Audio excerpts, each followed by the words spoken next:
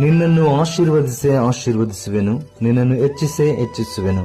ಪ್ರಿಯ ದೇವರ ಮಗುವೆ, ನೀನು ಅಂದುಕೊಳ್ಳಬಹುದು, ನಾನು ಅನೇಕ ವರ್ಷಗಳಿಂದ ದೇವರನ್ನು ನಂಬಿಕೊಂಡಿದ್ದೇನೆ, ಪ್ರಾರ್ಥನೆ ಮಾಡುತ್ತಿದ್ದೇನೆ, ಕಣ್ಣೀರಿಡುತ್ತಿದ್ದೇನೆ, ಆದರೆ ದೇವರು ನನಗೆ ಇನ್ನೂ ಉತ್ತರ ಕೊಡುತ್ತಿಲ್ಲ, ನನ್ನ ಕಣ್ಣೀರು ನೋಡುತ್ತಿಲ್ಲ, ನನ್ನ ನಂಬಿಕೆಯನ್ನು ನೋಡುತ್ತಿಲ್ಲ ಎಂದು ನೀನು ಅಂದುಕೊಳ್ಳುತ್ತಿರಬಹುದು. ಆದರೆ ಒಂದು ವಿಷಯವನ್ನು ಚೆನ್ನಾಗಿ ನೆನಪಿಟ್ಟುಕೋ, ಏನೆಂದರೆ ದೇವರು ನಿನ್ನನ್ನು ಹೆಸರಿಡಿದು ಕರೆಯುವುದಕ್ಕಿಂತ ಮುಂಚೆ, ನಿನ್ನನ್ನು ತಾಯಿ ಗರ್ಭದಲ್ಲಿ ಉಂಟು ಮಾಡುವುದಕ್ಕಿಂತ ಮುಂಚೆ, ನಿನ್ನ ಕುರಿತು, ನಿನ್ನ ಭವಿಷ್ಯವನ್ನು ಕುರಿತು ದೇವರು ಒಂದು ನಿರ್ಣಯವನ್ನು ಇಟ್ಟುಕೊಂಡಿದ್ದಾನೆ.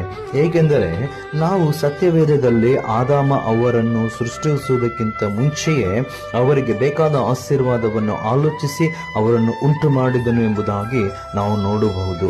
ಅದೇ ರೀತಿ ನಿನಗೆ ಕೂಡ ನೀನು ಹುಟ್ಟುವುದಕ್ಕಿಂತ ಮುಂಚೆಯೇ ನಿನಗೆ ಬೇಕಾದ ಆಶೀರ್ವಾದವನ್ನು ಸಿದ್ಧಪಡಿಸಿದ್ದಾನೆ. ಆದರೆ ಅದು ನಿನಗೆ ಸಿಗುತ್ತಿಲ್ಲವೆಂದರೆ ನೀನು ಅದಕ್ಕೆ ಹತ್ತಿರ ಆಗುವ ಕಾಲ ಇನ್ನೂ ಬಂದಿಲ್ಲ. ಬಂದಾಗ ಅದನ್ನು ತಡೆಯಲು ಯಾರಿಂದಲೂ